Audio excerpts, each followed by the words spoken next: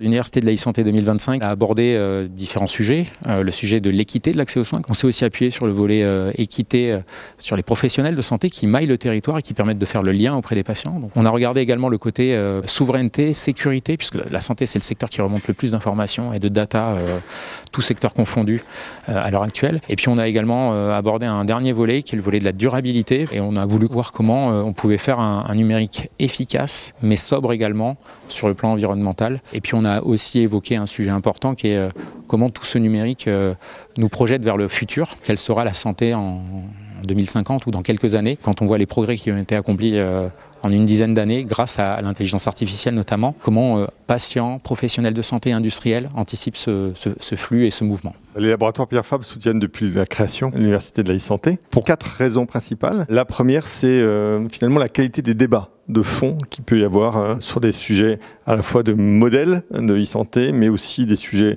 un peu plus sociétaux ou éthiques associés à ça et qui nous intéressent. Le deuxième, c'est l'accès à l'innovation. Le troisième peut-être sujet, c'est la présence de financeurs, toutes sortes d'acteurs qui peuvent intervenir à un moment donné pour accélérer la e-santé à travers des business models innovants. Et puis le dernier, c'est l'écosystème local, parce que en fait, Castres a un écosystème très riche. Et en fait, c'est vraiment le lieu d'échange, c'est un temps fort. Hein, et pour nous, c'est très riche en fait.